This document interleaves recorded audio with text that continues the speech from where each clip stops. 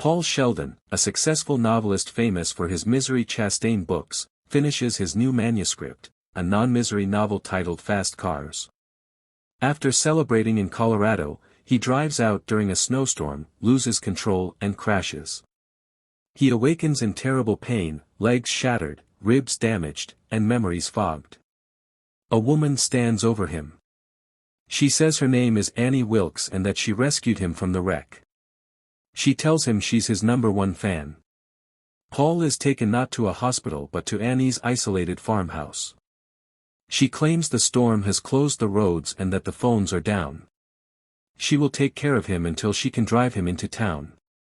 Paul believes her at first. She's a former nurse, so she knows how to set his legs and give painkillers, but something about her mood changes bothers him. She gets angry at small things. She watches him too closely. He realizes he is entirely helpless in her house, unable to move or call for help. Annie asks to read his new misery novel. She reasons that she deserves the honor because she saved him. Paul reluctantly agrees. Over the next days, she becomes increasingly strange. She finishes the book and goes into a violent rage when she discovers Misery Chastain dies at the end. Annie screams, spills soup on him, and accuses him of murdering her favorite character. Her obsession with misery is unhealthy. She demands that Paul start writing a new misery book to fix what he has done. Paul tries to reason with her, but she becomes threatening. She stops giving him his medication on time. She tells him he's not going to a hospital because she doesn't like how they treat her. She reveals she quit nursing after being accused of killing patients. Paul realizes he is trapped, broken, and under the control of a woman who might be a murderer. He knows he must pretend to cooperate if he wants to survive. Annie brings him a typewriter and forces him to write a new misery novel that resurrects Misery Chastain. She's controlling and OB. Annie's moods swing wildly. She apologizes for her outbursts one moment and becomes furious the next.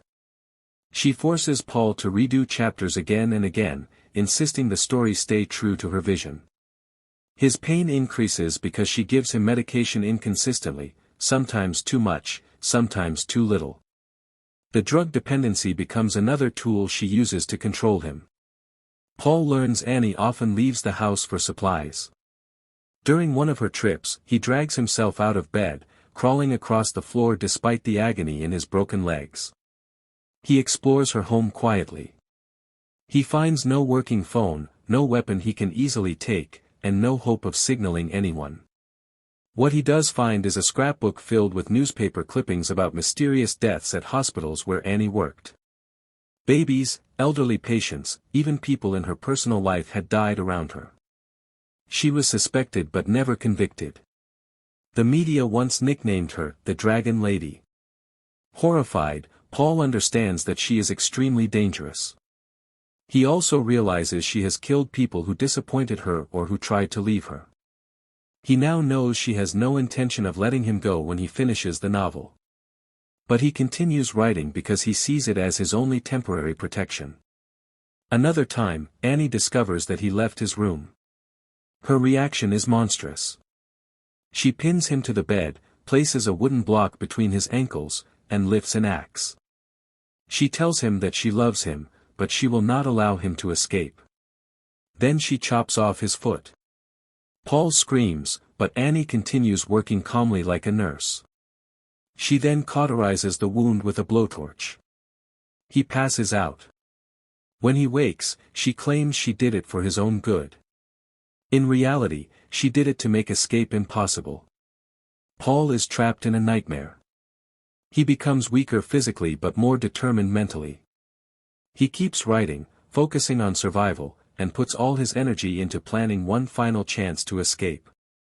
As Paul's captivity stretches on, Annie becomes more unstable.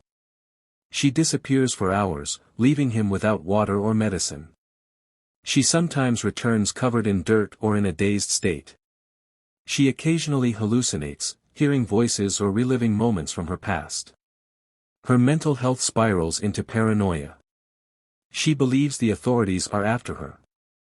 She tells Paul that if police ever come for her, she will kill him and then herself. Meanwhile, Paul keeps writing the misery novel she demanded. He becomes surprisingly invested in the book, finding moments of genuine creativity.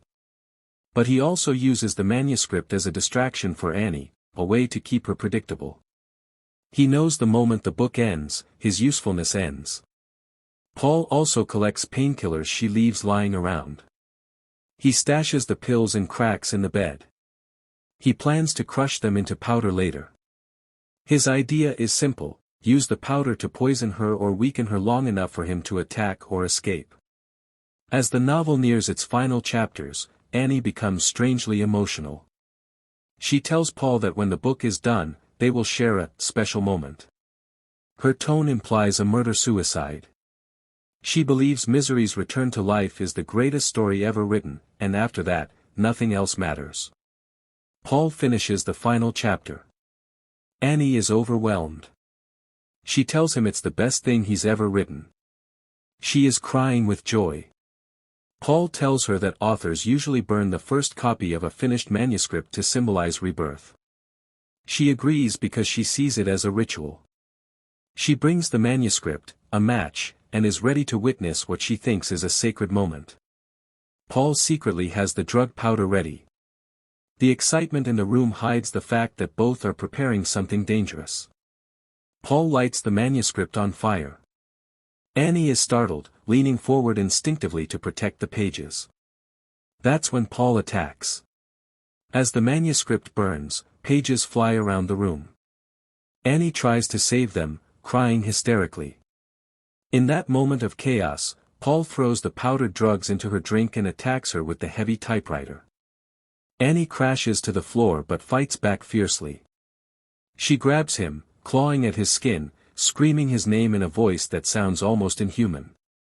Paul uses burning pages as weapons, shoving them into her face and mouth.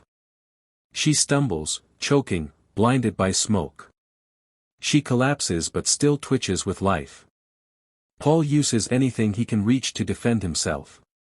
It becomes a slow, painful struggle as he crawls away, bloodied and exhausted, praying she won't get up again.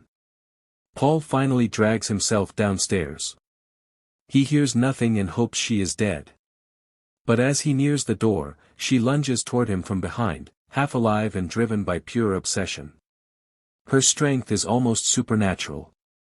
Paul reaches for a doorstop and strikes her repeatedly until she finally stops moving for good. Hours pass. Paul lies on the floor, drifting in and out of consciousness. Eventually, police officers arrive. They had been searching for Annie after reports of her strange behavior. They find Paul barely alive and take him to the hospital. Months later, Paul returns to New York. His body is healed, but his mind is scarred. He has nightmares about Annie. He struggles to write again. He sees her face in strangers. He battles addiction from his medication. But slowly, he forces himself back to work. The misery novel he wrote for Annie is published, and although it brings him success, it also reminds him of the horror he survived.